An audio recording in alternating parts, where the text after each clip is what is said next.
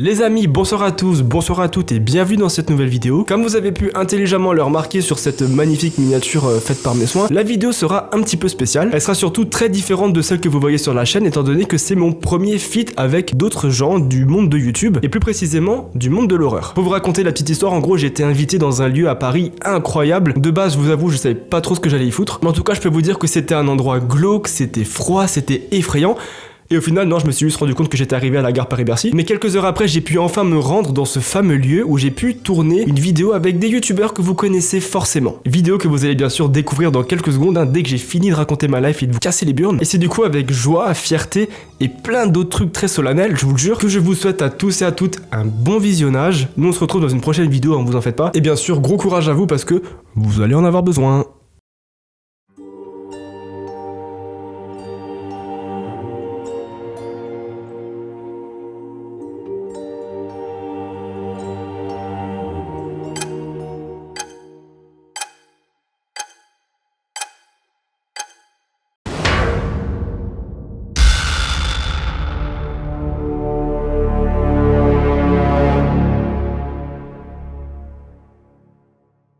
Bonsoir à tous, bonsoir à toutes et bienvenue dans cette nouvelle vidéo.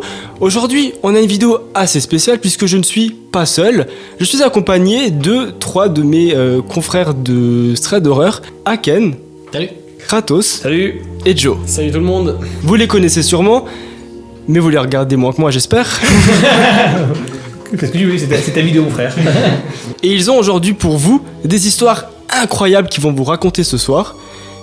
Et si vous êtes prêts les amis, je pense qu'on peut directement rentrer dans le vif du sujet avec la première histoire.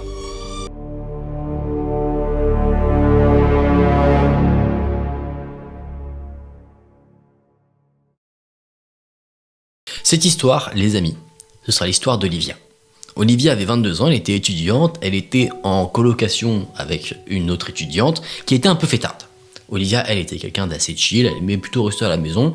Le week-end, pourquoi pas sortir de temps en temps, mais la semaine, elle était plutôt sérieuse, elle était plutôt partante pour des soirées télé, un petit peu de snack, des boissons, et elle était bien. Elle vivait dans la même ville que sa sœur, qui vivait elle avec son mari, et un soir, un peu comme d'habitude, sa colocataire lui dit « Viens, on va faire la fête ». Olivia lui dit « C'est non ». Olivia refuse parce qu'elle elle veut rester tranquille, c'était quelqu'un de très studieuse, elle se disait qu'elle allait passer comme d'habitude une soirée tranquille à regarder la télévision et à réviser, donc son ami part pour aller faire sa soirée, Olivia elle se programme son petit truc, et là elle remarque quelque chose qui la dérange un peu. On est en soirée, et il lui manque de quoi se nourrir devant la télé. Attends.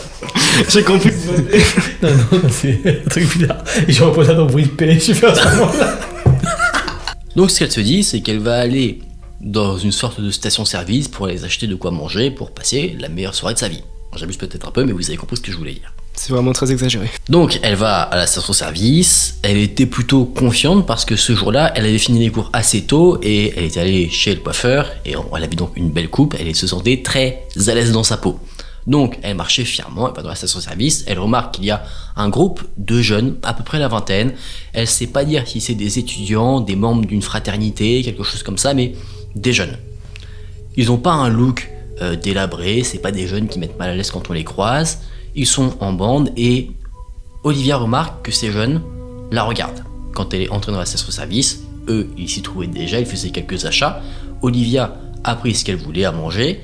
Elle est allée vers la caisse, les jeunes qui l'avaient remarqué ont payé ce qu'ils voulaient acheter, Olivia est passée derrière et ensuite elle est sortie. En sortant, elle remarque que les jeunes ne sont pas directement partis.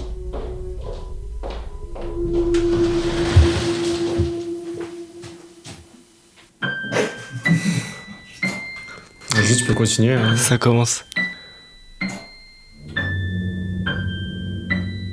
Tu peux continuer, hein, t'inquiète. C'est une belle mélodie. Ouais. Ouais.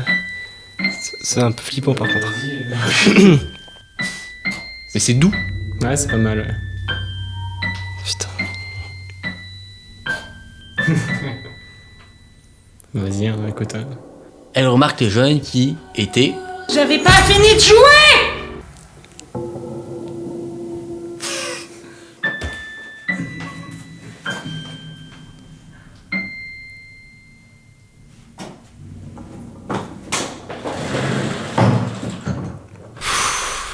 Ok. Ça met dans l'ambiance. Donc Olivia a fait tous ses achats, les jeunes qui l'avaient un peu reluqué sont sortis, elle sort également. Et quand elle sort, elle se rend compte que les jeunes ne sont pas partis, ils n'ont pas repris la route, ils les attendent au niveau de leur voiture, qui est une voiture assez vieille. Et encore, ils regardent Olivia. Et là, Olivia est mal à l'aise. Elle se dit au début peut-être que c'est parce qu'ils me trouvaient jolie, mais là, c'est assez insistant. Donc, elle décide de partir. Elle se dit que plus vite elle sera rentrée à la maison, plus vite cette situation sera terminée. Sauf que quand elle prend la voiture et qu'elle démarre, les jeunes s'empressent de monter dans leur véhicule à eux et se mettent à la suivre. Là, s'ensuit évidemment une petite période de doute. Olivia rentre chez elle tranquillement. Elle voit qu'il y a la voiture des jeunes derrière, mais elle se dit soit on me suit, soit c'est juste une coïncidence. Ça peut arriver, des fois on a l'impression qu'on est suivi alors que pas du tout. Donc elle fait la petite astuce de faire quelques virages, des petits détours, et là, plus de doute. Les jeunes la suivent. Et Olivia, elle se retrouve maintenant face à un dilemme. Est-ce qu'elle doit vraiment rentrer chez elle? Parce que sa colocataire n'est pas là, donc si elle rentre, ça veut dire qu'elle donne clairement son adresse à ceux qui la suivent, et ils peuvent la suivre à l'intérieur de la maison. Elle est toute seule, ils sont peut-être 4 ou 5, donc elle est foutue.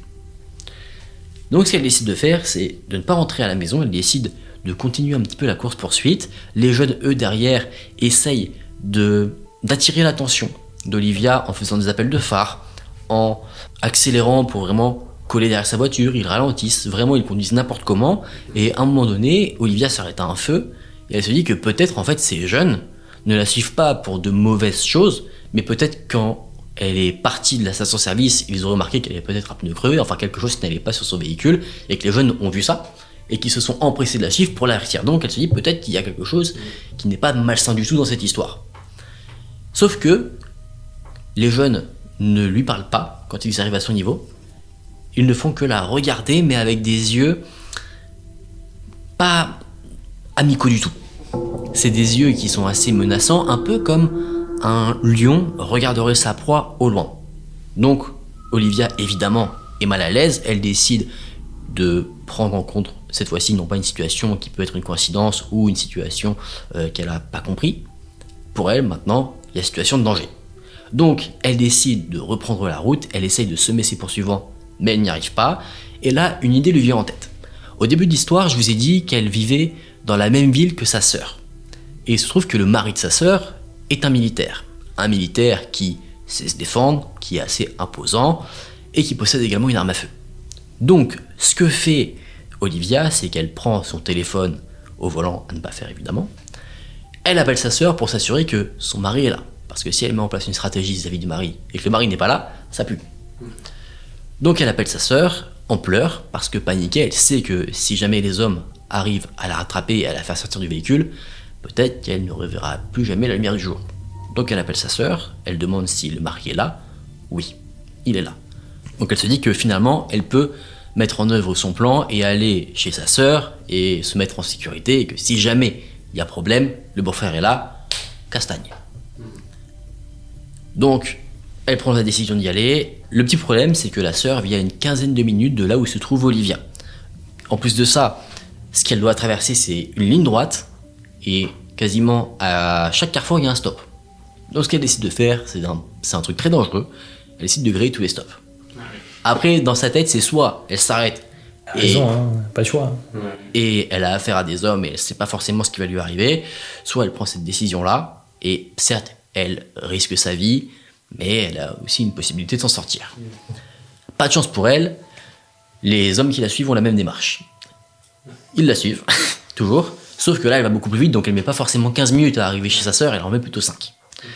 Elle arrive à se garer dans l'allée de la maison de sa sœur, et là, les hommes arrivent derrière avec leur voiture, et eux, à peine ils arrêtent leur véhicule, ils sortent. Et ils encerclent le véhicule d'Olivia tellement bien qu'elle ne peut pas sortir. Elle est paniquée, elle échange un regard avec un des hommes, la personne, on va dire, principale qu'elle avait déjà remarqué dans la station-service, et elle remarque, encore une fois, ce regard très froid. Un regard de prédateur, regard qu'elle avait déjà pu observer à la station-service, mais là, ce regard lui donne une information, et cette information-là est terrible. Olivia comprend que ces hommes n'en sont clairement pas en fait à leur coup d'essai. Elle comprend avec, on va dire, la rapidité d'exécution des hommes qu'ils ont déjà fait ce qu'ils sont en train de lui faire à d'autres. Donc pour elle est foutue.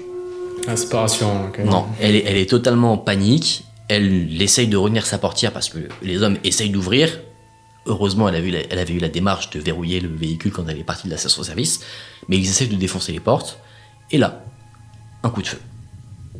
C'est le frère qui a vu la voiture de sa belle-sœur Olivia se garer, qui a rappliqué avec son arme, a tiré un coup de sommation en l'air. Les hommes se sont retournés. Le beau-frère les a braqués. Et les hommes, eux, ont pris la poudre d'escampette très rapidement. Oh, le héros. Exactement. Clair, il a sacré couille. Une paire de balls. Énorme. Énorme et sec. Olivia s'en est donc sortie, c'est une histoire qui l'a marquée. Elle a tendance à un peu paniquer maintenant quand elle se retrouve isolée, non pas chez elle, mais dans des lieux publics de nuit, car ils sont généralement moins fréquentés. Mais elle est rassurée de se dire qu'il ne lui est rien arrivé. C'est pas une histoire où il se passe forcément beaucoup de rebondissements, où il y a beaucoup de... C'est déjà quand même bien choquant, bien traumatisant. Voilà, en fait, le truc qui était très pertinent dans cette histoire, c'est qu'on a une situation qui est traumatisante dans le sens où il y a une tension qui est vécue par la personne qui vit cette histoire, qui est assez longue, parce que d'une part, elle a ce questionnement de est-ce qu'il y a danger ou pas, et quand il y a cette certitude qu'il y a danger, la tension monte d'un cran. Après, certes, il n'y a pas de confrontation où la personne lui court après ou quoi que ce soit, il n'y a que cette course-poursuite, et après, rapidement, elle est mise en sécurité par le beau-frère, mais je trouvais ça intéressant de voir justement cette petite tension qu'il y a un peu sur le long terme. Bon, et ben merci pour cette histoire, incroyable histoire d'ailleurs. Merci à toi. On va passer à la prochaine histoire qui nous est racontée par Joe. Yes, on est prêt. Alors, on est parti pour la deuxième histoire. Je vais juste mettre une pause pour dire que la vidéo est toujours sponsorisée par Cristalline.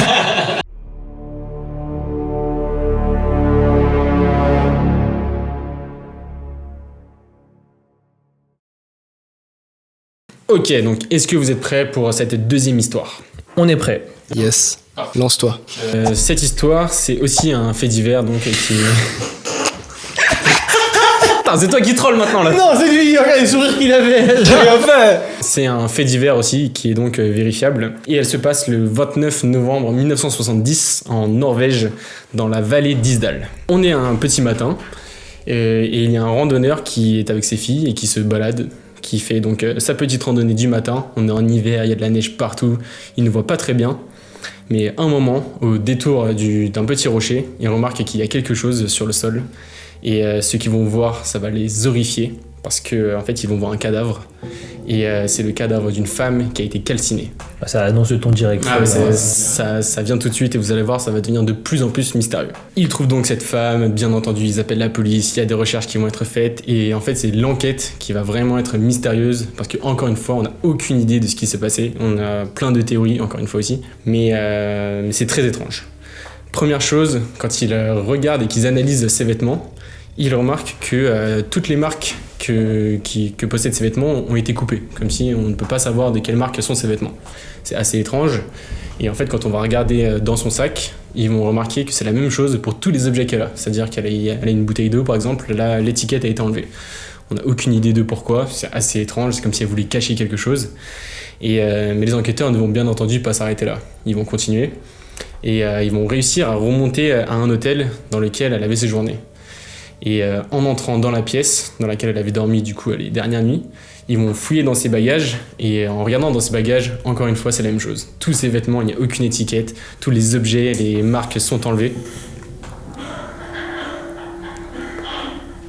C'est très bizarre. Ok, bon. Ouais. Ok. Bref. Donc voilà, il n'y a aucune marque, et... Mais il se passe un truc là. Ok. Si, il m'a eu celui-là. Putain. C'est pas une salle qui est réputée hantée ou un truc comme ça? tu vois, peut-être, c'est possible. Je savais pas qu'il y avait une salle derrière. C'est le manoir Hodge. Écoute, le manoir Hodge, on ne sait pas ce qui s'est passé, on ne sait pas s'il y a des antécédents, mais... En fouillant dans sa valise, il remarque qu'en fait il y a des objets, mais les objets ils sont pas non plus anodins. C'est des objets très bizarres. Il y a des perruques par exemple, il y a énormément de perruques. Il y a aussi plein de lunettes de soleil. C'est tout le temps les mêmes lunettes. C'est vraiment comme si en fait quelqu'un essayait de changer d'apparence. C'est un peu la conclusion qu'ils vont avoir, et c'est aussi la chose qu'ils vont remarquer quand ils vont en parler aux gens qui travaillent dans l'hôtel. Et en fait ils vont continuer l'enquête comme ça. Ils vont remonter dans le temps à chaque fois, et ils vont remarquer qu'elle a été d'hôtel en hôtel, et qu'à chaque fois dans chaque hôtel elle a toujours donné une identité différente. Et d'ailleurs, dans son sac, ils vont aussi remarquer qu'elle a 7 passeports différents. Et donc, c'est vraiment, voilà, on en conclut que c'est une personne qui voulait disparaître. On ne sait pas pourquoi. En enquêtant, ils vont se rendre compte que le dernier signe de vie qu'elle avait, qu'elle a donné, c'était le 23 novembre, soit 6 jours avant son décès. Elle était dans sa chambre, et le personnel de l'hôtel va dire qu'elle avait un comportement très étrange. Déjà que de base, elle était quasiment tout le temps dans sa chambre. Là, cette fois-ci, c'est bizarre. Elle avait l'air très préoccupée, comme si elle était inquiète, comme si presque quelqu'un ou quelque chose la suivait, on ne sait pas pourquoi. Du coup, ça, c'est les caméras de surveillance, c'est ça? Ça, c'est les témoignages des gens de l'hôtel qui ont vu ça. Et ça se passe en quelle année déjà? C'était en 1970. Et donc les gens de l'hôtel vont dire qu'elle était très précipitée et que d'un coup, elle est sortie, elle a pris un taxi.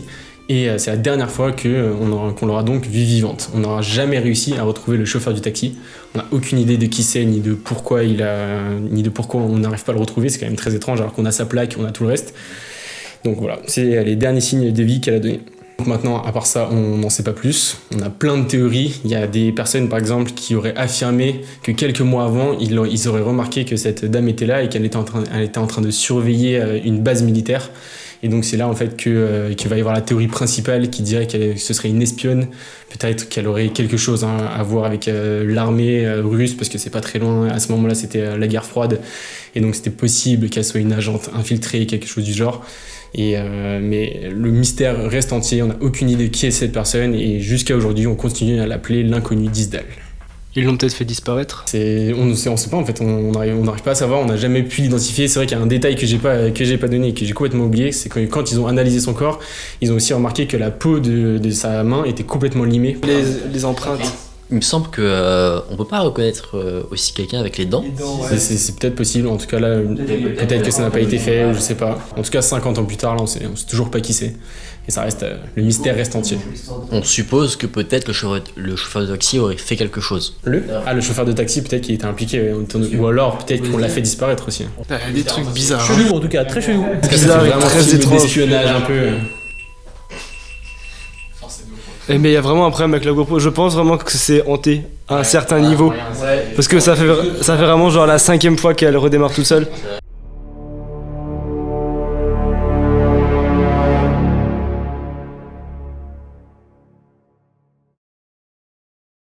On va à présent passer à la prochaine histoire que je vais raconter. Et cette histoire, c'est celle de Olga.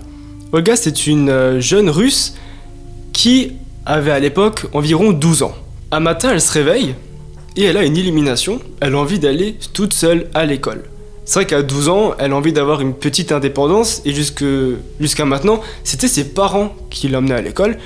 Et là, elle se réveille et elle dit, vous savez quoi ? Je veux marcher toute seule. Ses parents lui disent, ok, tu commences à être grande, va à l'école toute seule. Sauf que ce qu'ils ne savent pas, c'est que c'est la dernière fois qu'ils verront leur fille vivante. Et là, sur le chemin de l'école, elle rencontre un toxicomane qui va l'amener de force dans une chambre d'hôtel et qui va au début vouloir juste lui voler ses boucles d'oreilles, sauf qu'elle va vouloir se défendre et il va la tuer. C'est précis comme type de vol. C'est parce que ça avait l'air d'être des boucles d'oreilles de valeur. C'était peut-être des boucles d'oreilles de valeur. Donc là, c'était plus monétaire que vraiment faire du mal à la personne. Oui, sauf qu'elle a vraiment voulu se défendre et c'est pas bien terminé du tout. Faut savoir que le corps d'Olga, il sera retrouvé que 5 mois plus tard. C'est-à-dire qu'entre temps, il était un peu caché à droite à gauche, histoire qu'on ne le retrouve pas. Et une fois qu'elle sera enterrée, c'est là que les réels problèmes vont commencer. Puisque au moment où elle est enterrée et que sa tombe est érigée, ses parents vont remarquer des choses très étranges. On va voir les fleurs sur la tombe changer de place et des jouets être déposés sur sa tombe. Oh putain. Ok. Tu peux continuer. Les parents d'Olga vont trouver ça très étrange, mais ça ne s'arrête pas là puisque des lettres vont être retrouvées sur la tombe. Et ces lettres, elles sont écrites par un inconnu qui parle d'Olga comme s'il était encore en vie. Il dit par exemple « Oh, Olga, aujourd'hui... » Tout est badant. Tout est badant dans cette scène, tout. Ça m'est pas bien. Tout est normal. Non, mais tout est normal. Hein. Ouais, tout est normal, bien sûr. Et les parents d'Olga vont donc recevoir des lettres. Et dans ces lettres, l'homme parle d'Olga comme s'il était encore en vie. Il lui dit par exemple « Aujourd'hui, elle arrive en 6e. Aujourd'hui, c'est son anniversaire. » Ou « Olga est très forte à l'école en ce moment. Elle a très bonne... » En fait, il décrit sa vie sachant qu'elle est morte il y a maintenant plusieurs années. Donc il lui invente une vie.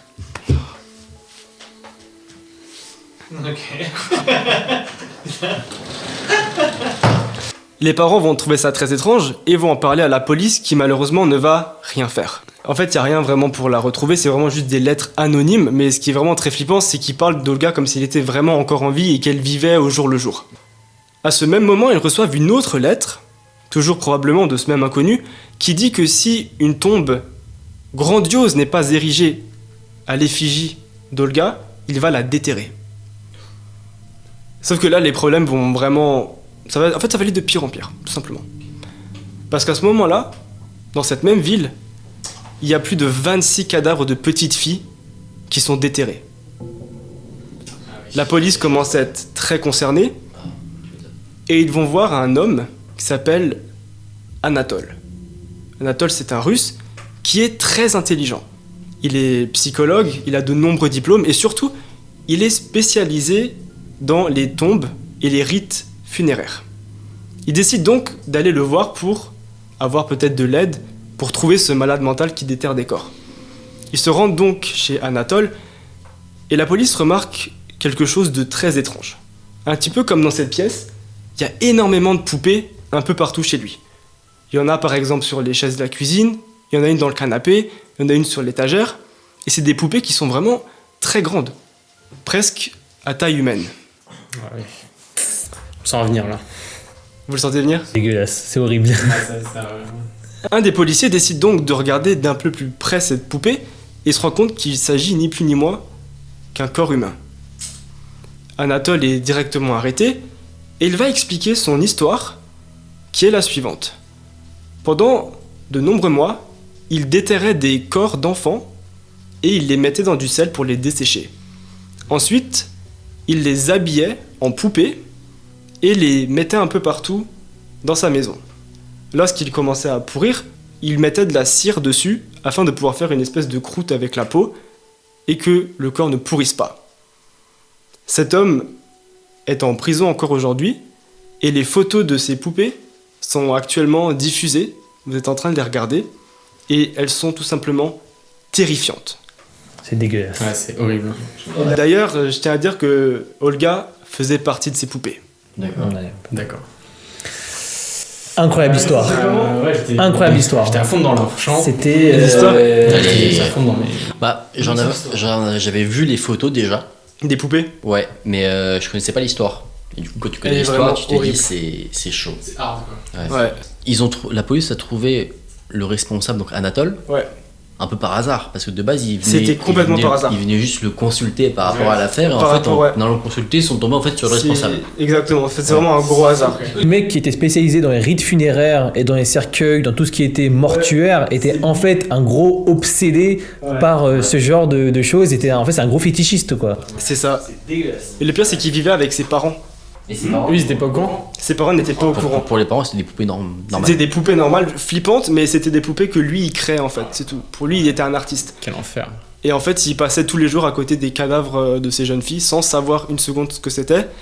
Et il expliquera même plus tard à la police qu'en fait, lui, son rêve, c'était de faire revivre ces jeunes filles décédées, un peu comme Dr Frankenstein. Et pour lui, c'était sa manière de redonner vie au corps. Pour lui, il les rendait immortels en les conservant en poupées comme ça, ok. Je vous propose donc de passer à la dernière histoire.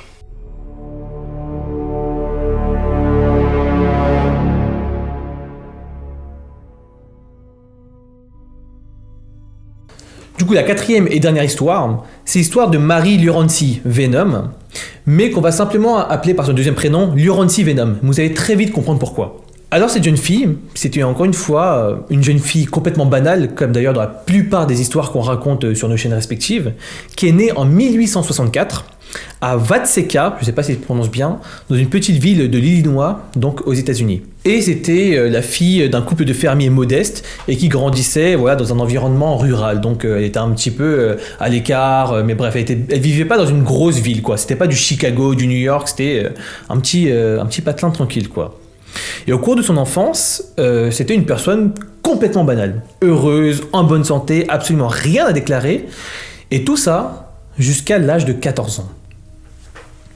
Parce qu'en février 1878, alors que Lurancy a donc 14 ans, elle commence à tomber gravement malade. Mais quand je dis gravement malade, c'est des symptômes extrêmement bizarres et très prononcés. Parce qu'elle commence à souffrir de convulsions, elle commence à avoir des comportements mais ultra étranges et imprévisibles. Parfois elle va se mettre à pleurer, parfois elle va se mettre à crier. Bref, c'est des choses que ses parents ne comprennent pas du tout. Et elle va également avoir des épisodes où elle commence à parler des langues étrangères. Et donc si vous êtes un petit peu dans ce milieu-là, vous commencez à sentir le truc venir. Bref, elle commence à parler des langues étrangères, elle se plaint d'avoir des visions effrayantes et elle montre des signes d'agression envers sa famille. Elle est beaucoup plus agressive alors que de base c'était une crème, quoi. Lurancy, c'était une fille très gentille. Et donc ses parents, ils sont un peu à bout de force, ils essayent de trouver un traitement médical qui est adapté, mais rien ne semble aider la jeune Lurancy. Donc après plusieurs mois de souffrance, quand même ça commence à durer, les parents ils vont décider de faire appel un peu à la communauté, de faire parler de cette histoire pour savoir si quelqu'un de la communauté dans cette petite ville avait un remède, si quelqu'un savait ce qui se passait. Et du coup, parmi ces personnes qui vont se proposer à l'aider, il y aura Walter Killer. Et Walter Killer, c'est un expert en communication avec les esprits. Alors le mec, il est trop chaud. Et ce mec-là, il va voir Lurancy, il va la regarder, il va voir son comportement étrange, et il va voir que lorsqu'elle parle, en fait, Lurancy, elle déclare être Marie. Alors je vous rappelle, son premier nom, c'est Marie, mais elle dit « je suis pas Marie ». Marie Lurancy de base. Je suis Marie Roff.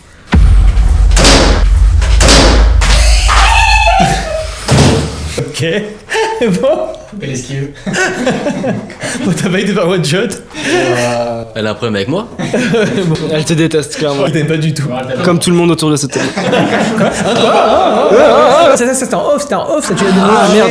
Et cette Marie Roff, c'était une jeune femme qui était décédée il y a plusieurs années. Donc il n'y avait aucune raison qu'elle parle d'elle, quoi. Et du coup, d'après Killer, l'esprit de la petite Lurancy était possédé par Marie, qui essayait en fait de communiquer avec sa famille par tous les moyens possibles. Il s'agissait donc d'un cas de possession. Bon. Alors là, Killer, il va avoir une idée.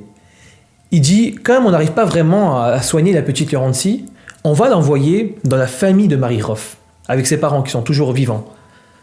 Les parents de Lurancy vont accepter, ils vont envoyer la petite Lurancy dans la maison des Roff, et là, il va commencer à se passer des choses qui vont confirmer leur théorie. Pourquoi ? Parce que Marie, elle va commencer Lurancy, et à travers elle, Marie, va commencer à donner énormément de détails de choses qu'elle ne pouvait pas savoir sur la famille. Elle va également parler de nouvelles de personnes de la famille qui étaient déjà décédées il y a très longtemps. Elle va commencer à avoir un comportement qui ressemblait exactement à celui de Marie, en fait. Et plus étrange que ça, parce qu'encore, ça pourrait être des hallucinations, bref, on peut quand même essayer de trouver une explication. Les parents vont voir que la couleur de ses yeux et la couleur de ses cheveux vont commencer à changer pour prendre la même couleur que celle de Marie Roff, qui, je vous le rappelle, est décédée des années avant. Donc au début, elle commence à être un peu bizarre, elle a des comportements extrêmement chelous, etc. Elle parle plusieurs langues, bref, c'est un véritable cas de possession. Mais apparemment, après avoir dit tout ce qu'elle avait à dire, après avoir fait passer tous les messages qu'elle avait à faire passer, Lurancy, elle commence à aller beaucoup mieux. Elle affirme même que l'esprit de Marie avait quitté son corps et que maintenant elle était guérie. Et après ça, elle est retournée vivre auprès de sa famille et a vécu une vie complètement normale. Et donc, elle aurait toute sa vie affirmé avoir été possédée par l'esprit de quelqu'un qu'elle ne connaissait visiblement pas, quoi.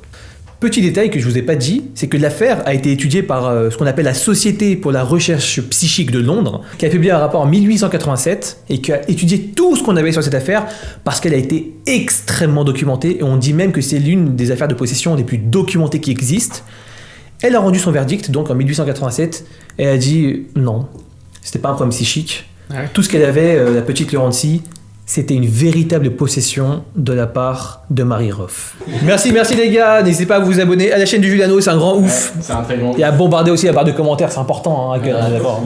Référencement, on le rappellera toujours. Très important, n'hésitez pas à dire si ce genre de vidéo vous plaît, Ouais. si vous en voulez d'autres, sans Juliano. On est en train de prendre le contrôle de ta conclusion. Complètement. Qu'est-ce que vous faites Les amis, cette vidéo est à présent terminée. N'hésitez pas à vous abonner à toutes les chaînes de tout le monde si ce n'est pas encore fait. J'aimerais aussi dire un gros merci au Manoir Hodge qui nous a accueillis dans cette salle incroyable qui est hyper bien décorée. En fait, ils font des escape games et ils nous ont vraiment juste accueillis. On a été accueillis comme des rois. Prenez soin de vous. C'était Juliano, Aken, Kratos et Joe. Ciao. Ciao.